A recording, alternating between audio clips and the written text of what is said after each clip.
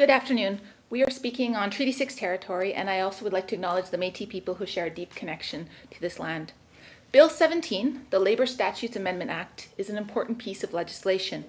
It is so critical that grief and other responses that may surround pregnancy loss are recognized. There are a range of emotional, mental, and physical health experiences that can follow these traumatizing events. Giving Albertans time away from the workplace to process pregnancy loss is a positive step. However, this legislation, as currently presented, is not inclusive of all types of pregnancy loss. It only specifies leave when someone has a miscarriage or stillbirth and does not include abortion or termination for medical reasons. It discriminates in terms of the kinds of pregnancy loss a person might experience. This bill must be broader to encompass all types of pregnancy loss so that it may include abortion and termination for medical reasons. We must leave no interpretation on what kinds of loss this bill applies to. We cannot have a bill that forces an employee to convince their employer that the type of pregnancy loss that they've experienced is covered. When opportunity for amendments arrives, I will present an amendment that replaces the specific eligibility of miscarriage and stillbirth with the broader eligibility of pregnancy loss. I want to be very clear. This amendment would enshrine job-protected leave following an abortion or termination for medical reasons. This will protect individuals from discrimination in the workplace and show compassion and inclusion to all those who face pregnancy loss. And for more on this, I would like to introduce Aditi Loveridge, CEO and founder of the Pregnancy and Infant Loss Support Centre. Hi. First off, I'd like to thank the NDP and MLA Janis Irwin for providing me the opportunity to speak on the very first TFMR Awareness Day, TFMR standing for Termination for Medical Reasons. This day is the first of its kind, and it's extremely significant for those in the community. I'd also like to thank Minister Madhu and his staff for taking the time to meet with us, to listen to our concerns, and take some of our suggestions into consideration to make Bill 17 an inclusive bill. The journey to this bill has been humbling and eye-opening. When given the opportunity, we will always be at the forefront and support the lost community. We will always stand with the community in their journey. The more advocating we can do, the more it helps individuals and families across Alberta. We are advocates at the heart of who we are, and we always will be. We are here to represent the thousands of individuals that without any help or support would not have a voice. We are here to represent the lost community, and we will always put the community's interest and well-being at the forefront of our advocacy work.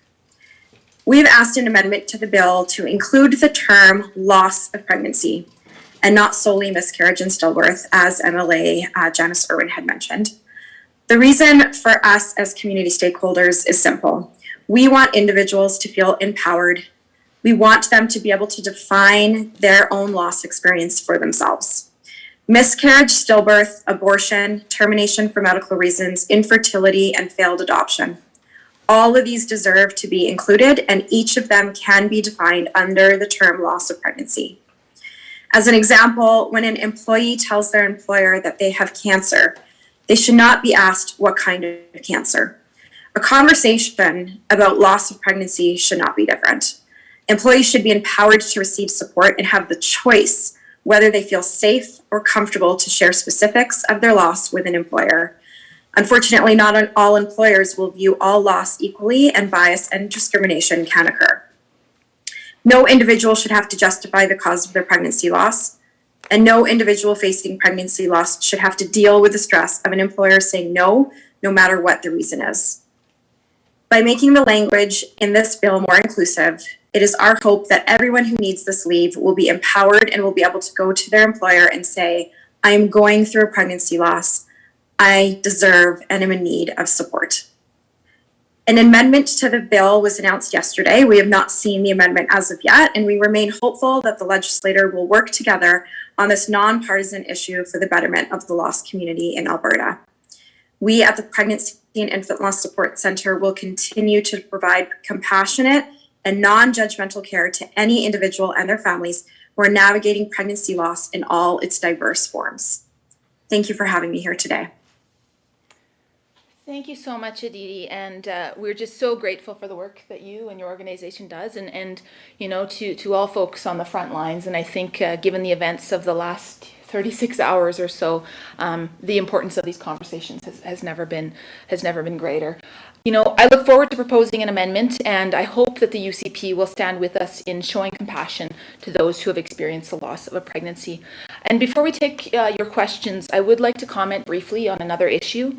Earlier today, we learned through media reports that Premier Jason Kenney has refused to make a voluntary statement in the lawsuit against his office from Ariella Kimmel. Ms. Kimmel was dismissed from this UCP government after reporting several incidents of alleged harassment to cabinet ministers and senior staff. And it's appalling that the Premier is refusing to make a statement about this and forcing Ms. Kimmel to seek a court order to compel his testimony. And it brings us to the obvious question: what does he have to hide? What does the Premier have to hide? Has he been caught in a lie about when he knew about these reports and that he refused to act on them? He's clearly failed in his responsibility to provide a safe work environment for all. And now he's refusing to speak on the record about his role in this scandal. I'll also note that it's been 6 months since the UCP government promised to all of us to produce a report on workplace culture at the legislature, and we can't get a clear answer about whether the UCP has received this report and whether they've even acted upon it.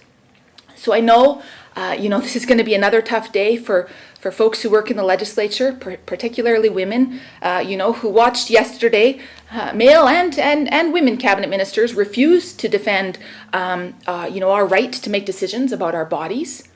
And it's clear, it's never been clearer, that Albertans cannot trust the UCP to address reproductive rights, to uphold a woman's rights to healthcare, or to a safe work environment either. So with that, we will now be happy to take your questions. We'll now open the floor for questions. Reminder, if joined by Zoom, use the raise hand function or star 9 on your phone. Anyone in person would like to ask a question? I was hoping Aditi could speak about what failed adoption is, what that all entails. Great question. Aditi, are you still there? Did you hear that question? Oh, you're just muted.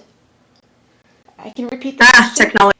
Sure, yeah, I was going back to your comments in regards to Ariella Kimmel and the report. I'm just wondering, I guess, what questions do you have in regards to the status of the report? Have you heard anything in terms of an update as to when it might be coming out or when we might learn more about it? Yeah, and we've not. Again, it's been 6 months since the UCP in the chamber promised that there would be a report and that they would act on it. We've not heard anything.